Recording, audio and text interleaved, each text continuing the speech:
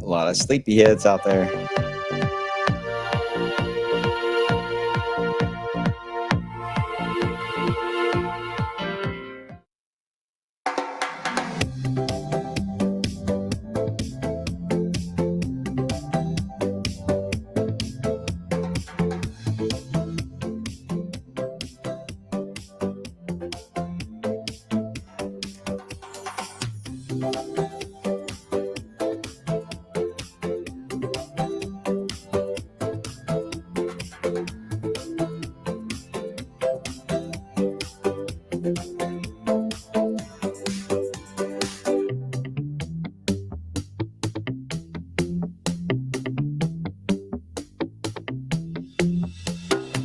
Yeah, I think Angie sums it up best. We're all tired because of the gorgeous weekend we've had outside. How do you get out there and enjoy it? Hey, I totally understand. It was an amazing weekend. Highs into lower 80s, lows in the 50s were widespread. Nice to get those kind of weekends every once in a while. And I do think we'll have more. Now, will it be next weekend? I don't know that entirely yet. But I do think we'll have more. I think this pattern is going to keep repeating itself. So if you missed out this time around and you had to work, wherever the case may be, don't worry. I do think your time is coming there. All right, some good news on that. I'll share with you all and the trends and how things are going to play out because we're getting closer to identifying the pattern that will likely rule a good chunk of the autumn season. And usually the month of October is a good signal for us of how the winter season will play out. So we're getting closer to the milestones that we start marking to prepare ourselves for a climate type forecast. Not easy to do because things can go wrong in the past few years. Though not a whole lot has gone right on that sense of the forecast. Maybe this is our year, though. Got a feeling. Either way, we are still counting down, guys. The vernal equinox, or the autumnal, not the vernal. Vernal was spring. It's not rushed too fast. The autumnal equinox is in 41 days. It'll be a Sunday morning, bright and early. Wasn't that nice, though? If you're up to church services early in the morning on a Sunday, and it's also when fall officially begins, a sign of change. So if you want to make changes in your life, whatever, I think it's a little philosophical here, but you get the idea. It's a really nice timing for it this year on the 22nd there of September. All right, so we've had some nice fall weather here this weekend, nothing to a record level, but no doubt it has felt just great.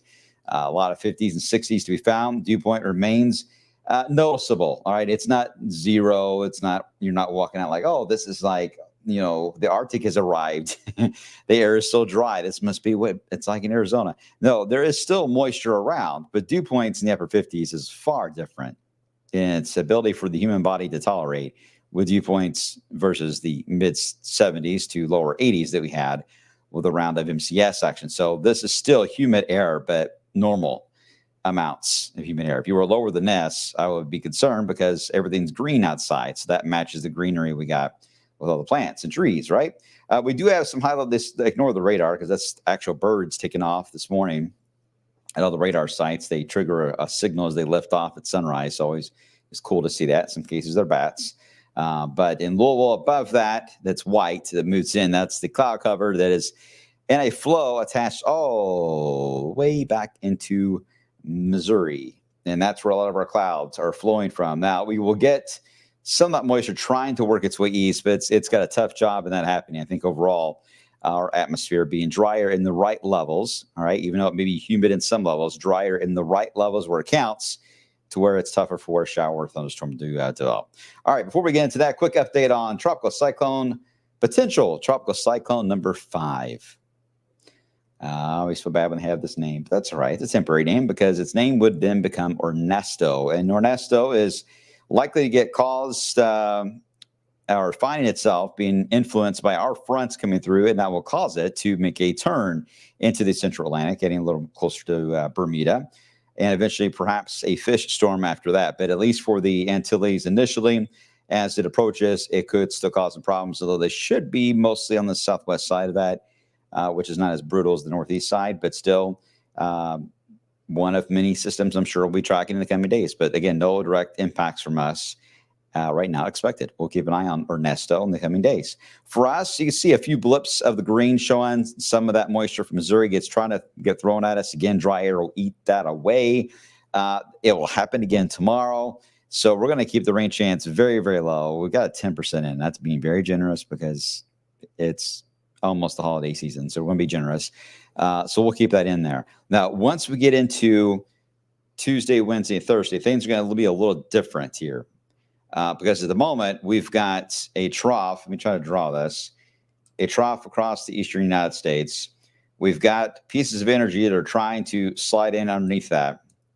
What will happen is, as we get a little further into the week, our isobars that we have, the pressure lines in the Ohio Valley, will become quite angled. All right, they'll become a little more like this for a very sharp northwest to southeast trajectory. Oh boy, you guys know what that means when that happens, because if we start getting into a northwest flow and then we've got a lot of humidity at play, that means anything that can form in the form of thunderstorms would have to be watched carefully. We just don't know how sharp of an angle are they going to attack. As you're about to see, it could be quite dramatic. So this is just one model's idea, but I think Tuesday overall looks fine. I don't see any problems on Tuesday. We get to Wednesday. That'll be the first day where we start to see some influence. And you see what happens when the front tilts. It literally tilts up the wall of heavy rain.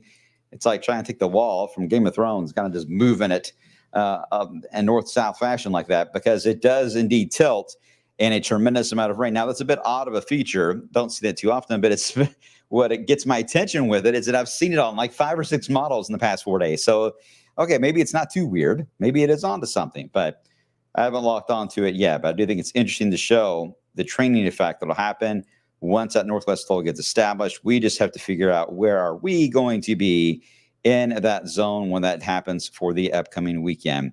I don't know what to tell you yet, guys. Right now, I think that chance is at least there. We're going to keep about a 30% chance or so to account for that potential for the end portion of the week. I do not think it's going to be a prolonged event of MCS land, much shorter version of it, all right? This is more like the sequel that bombed the box office kind of thing. That's what we're hoping for on this one. So give us some time, a little more time in the oven for this one, and we'll come back to you guys as the week evolves if this is anything to worry about or not.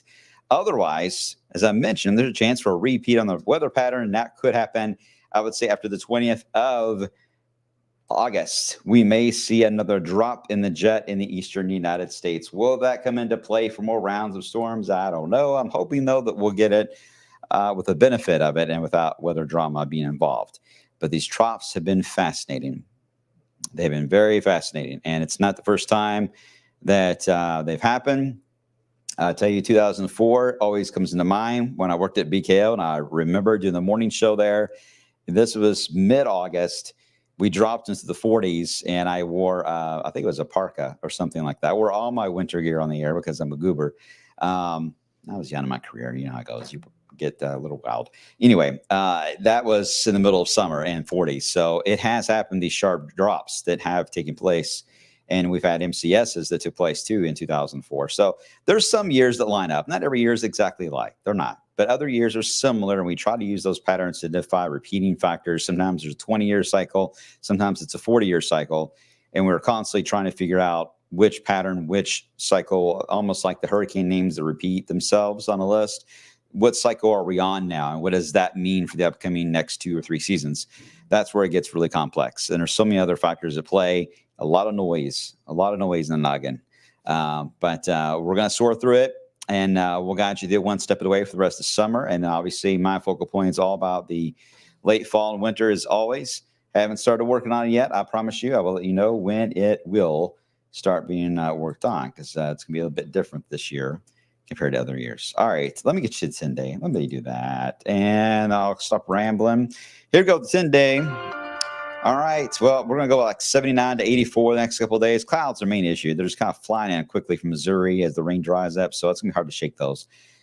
Cool at night. That's not going to change a whole lot. We'll watch this MCS potential zone here for Thursday, Friday, and Saturday. Whether or not we get into that or not, it's still a big question mark.